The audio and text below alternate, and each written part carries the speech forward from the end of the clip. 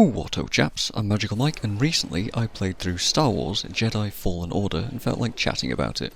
There's a relatively lengthy playlist of these mini reviews built up by now, so if you enjoy this video, drop a like and check out the others that I've done too on the channel.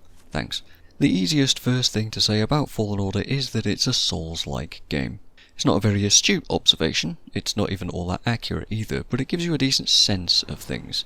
Third-person combat and exploration, punishing mistakes, fair challenges, blocking, dodging, timing your attacks properly, bonfires or meditation sites, losing your XP on death, and respawning enemies, as well as pretty interconnected level design that makes sense in a 3D space, shortcuts to make runbacks easier, boss fights, and limited healing supplies.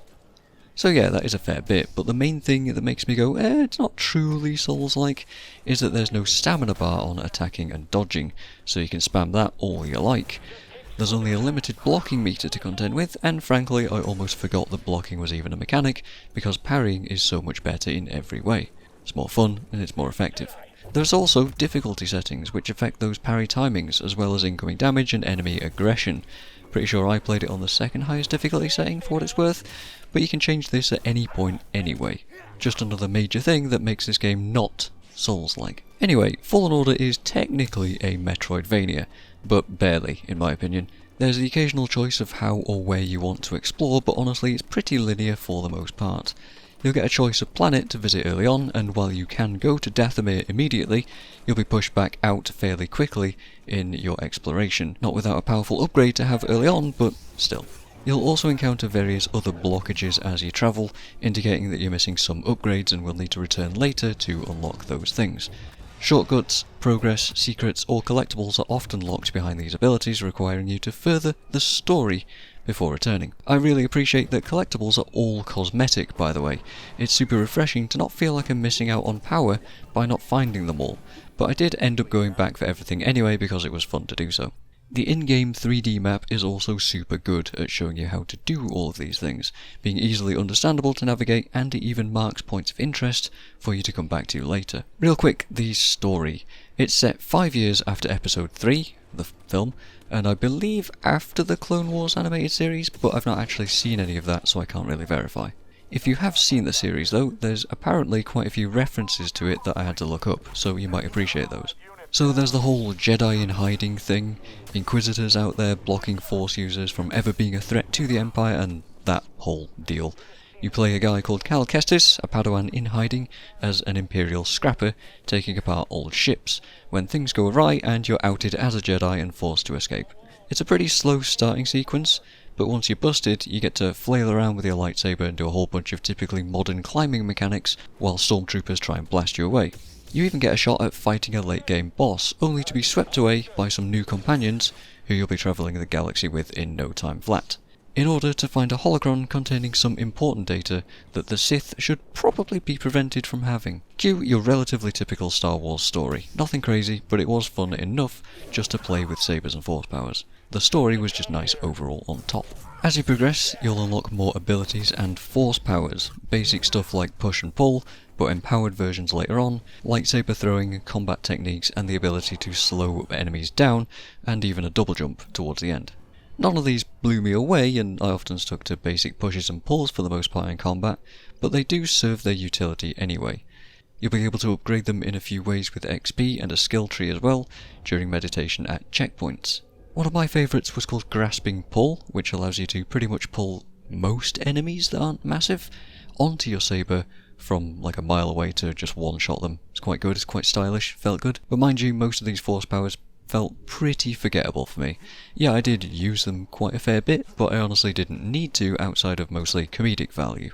The saber does all of the work. I think I had a better force experience playing through Jedi Academy and Outcast. But it is hard to argue against the many opportunities the game gives you to suddenly boof stormtroopers off of cliffs, because it's fun every time regardless of which game it's in. Exploration itself is, as I said, fairly linear and composed mostly of the kind of parkour-y sort of movement we've seen in a ton of modern games by now.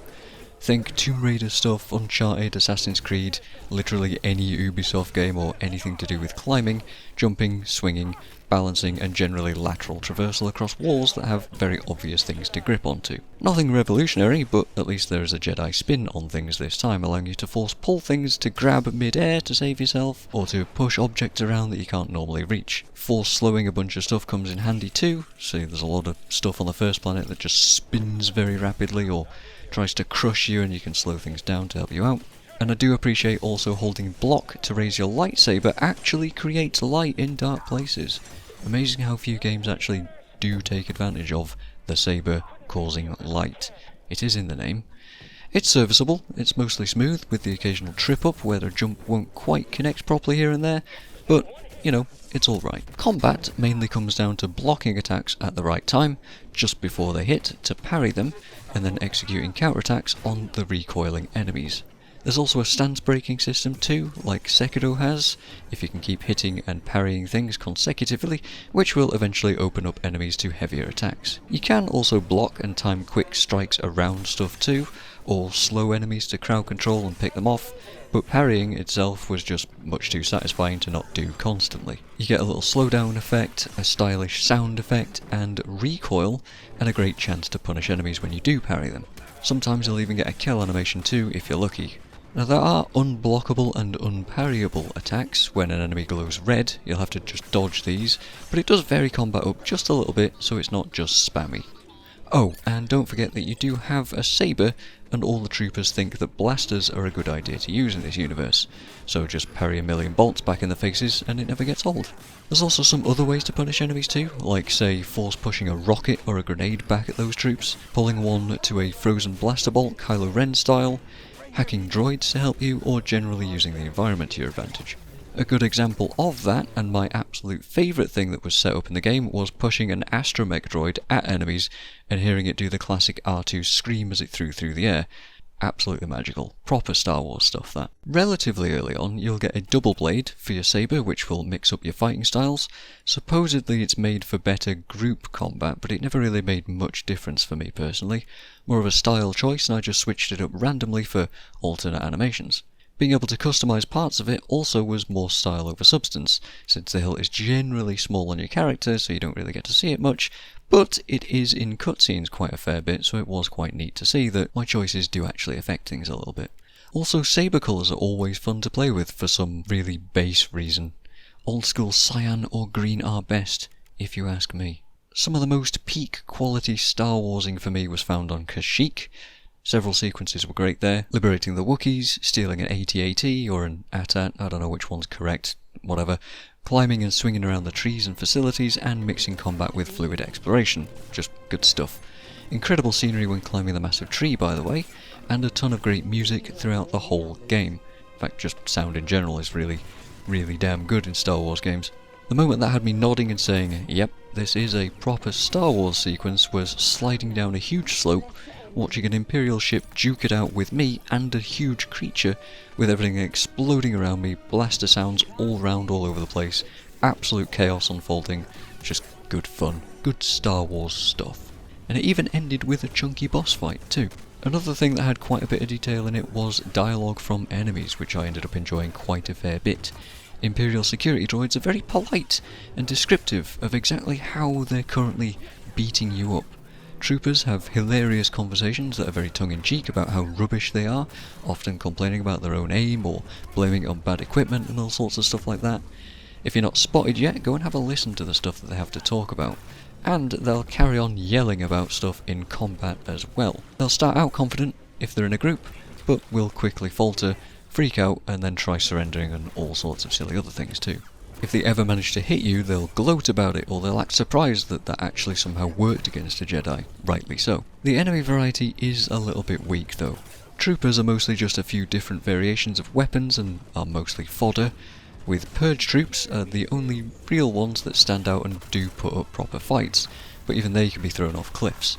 Monsters are all kind of dealt with the same way, but I will say that some creatures, like the big lads that aren't quite Rancors but close enough on Dathomir, Yeah, those guys. If you parry them a few times in a row, you'll actually trigger this cool insta-kill animation for basically playing well, which was fun. It was rewarding and fun. Random troopers also get a lot of variation in their kill animations as well, but it felt much meatier and much more hard-earned for those mini-bosses. The bounty hunters were also a nice change of pace, actually putting up a fight for once and often testing you a little too. Bosses also do a good job of testing your skills and throwing a lot of attacks at you, and they were all highlights throughout the entire game, despite there not being that many of them. Luckily, at the end of the game, you can replay any boss fight you like too. You just unlock an ability to do that, which is a pretty cool addition if you enjoyed them as much as I did.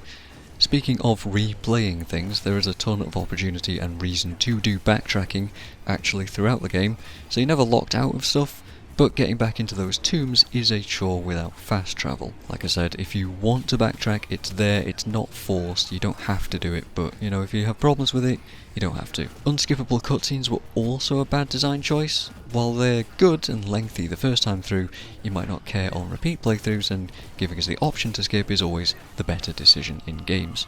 And finally, I'd like to mention, without any spoilers, the ending sequence. All I'll say is that they did it incredibly well, and I did not expect any of it. It was just perfect. You know what you need to do. They show you exactly what happens if you try anything heroic, but they also let you attempt it anyway, to an expected end. They don't pull their punches, and they use what they have in a very satisfying way. Well done, well represented, and I was grinning like an idiot the whole time I played that part. So there you go. Star Wars Jedi Fallen Order. It is a damn good Star Wars game, it's a damn good Soulsy-ish experience, and it's an enjoyable story too. It's a single-player AAA game in the Star Wars universe that's been done very well, with only some minor, infrequent bugs that don't really hurt you too badly. And I think it's worth saying that there's still a player base out here that wants that kind of stuff. No microtransactions either, which is huge. I'm MagicalMike, and cheers for watching. Yeah.